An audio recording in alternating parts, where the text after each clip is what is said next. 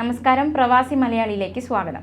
പ്രവാസികളുടെ ശ്രദ്ധയ്ക്ക് Oman central ബാങ്കിൽ നിന്നാണെന്ന തരത്തിൽ ഒരു വ്യാജ സന്ദേശം വ്യാപകമായി പ്രചരിക്കുന്നുണ്ട്.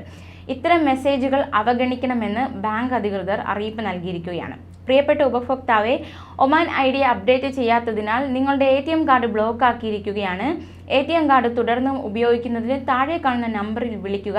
ഒമാൻ സെൻട്രൽ ബാങ്കിൽ നിന്നാണെന്ന മട്ടിൽ ഇത്തരമൊരു സന്ദേശം മൊബൈലിൽ വന്നാൽ സൂക്ഷിക്കുക. ശുദ്ധ തട്ടിപ്പാണ്. ചെറിയൊരു ഇടവേളയ്ക്ക് ശേഷം ബാങ്കിൽ നിന്നെന്ന വ്യാജേനയുള്ള തട്ടിപ്പുകാരുടെ സന്ദേശം വീണ്ടും എത്തി തുടങ്ങിയിരിക്കുകയാണ്. ATM കാർഡ് ബ്ലോക്ക് ആണെന്നും താഴെ കൊടുത്തിരിക്കുന്ന നമ്പറിൽ വിളിച്ച് തകരാർ പരിഹരിക്കൂ എന്നാണ് സന്ദേശം വരുന്നത്.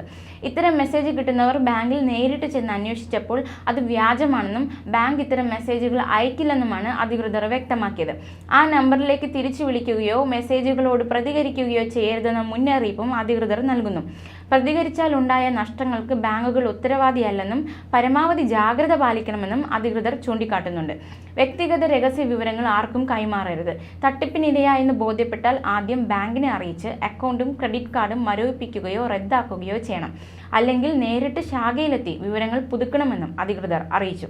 അതേസമയം അധികൃതർ പലയാവർത്തി മുന്നറിയിപ്പ് നൽകിയിട്ടും മലയാളികളടക്കമുള്ളവർ തട്ടിപ്പിന് ഇരയാകാറുണ്ട്. വരുന്ന മെസ്സേജ് കൃത്യമായി മനസ്സിലാക്കാതെയാണ് പലരും തട്ടിപ്പിന് ഇരയാകുന്നത്. കഴിഞ്ഞ ദിവസം ഒമാൻ സെൻട്രൽ ബാങ്കിൽ നിന്നെന്ന വ്യാജേന വന്ന മെസ്സേജിൽ സുൽത്താനേറ്റ് ഓഫ് ഒമാൻ എന്നത് സോൾട്ടാനറ്റ് ഓഫ് ഒമാൻ എന്നാണ് എഴുതിയിരിക്കുന്നത്. ഇത്തരം പ്രകടമായ തെറ്റ് പോലും തിരിച്ചറിയാനാകാതെ നിരവധി പേർ തട്ടിപ്പിനിരയാകാറുണ്ട്. പല രീതികളാണ് തട്ടിപ്പ് സംഘങ്ങൾ ഉപയോഗിച്ച് വരാറുള്ളത്. മസ്കറ്റ് ബാങ്കിന്റെ പേരിലും പർച്ചേസ് ചെയ്ത വകയിലും നറുക്കെടുപ്പിലും കോണ്ടസ്റ്റിലും സമ്മാനം ലഭിച്ചുവെന്ന പേരിലുമൊക്കെ വരുന്ന മെസ്സേജുകളോട് അറിയാതെ പ്രതികരിച്ചു പോയാൽ സാമ്പത്തിക നഷ്ടമാണ് ഉണ്ടാകുക. SMS, വാട്സപ്പ് സന്ദേശങ്ങൾ ഉപയോഗിച്ചുള്ള തട്ടിപ്പുകൾക്ക് പുറമെ നേരിട്ട് ഫോണിൽ വിളിച്ച് വിവരങ്ങൾ കൈവശപ്പെടുത്തിയും പണം അപഹരിക്കുന്നുണ്ട്. മലയാളികളടക്കം ഒട്ടേറെ പേർക്ക് ദിവസവും ഇത്തരത്തിലുള്ള വ്യാജ സന്ദേശവും ഫോൺ വിളികളും കിട്ടുന്നുണ്ട്. ചതിയിൽപ്പെട്ടവർ പുറത്തു പറയുകയോ പരാതിപ്പെടുകയോ ചെയ്യാത്തതിനാൽ ഇരകളുടെ എണ്ണവും കൂടി വരികയാണ്.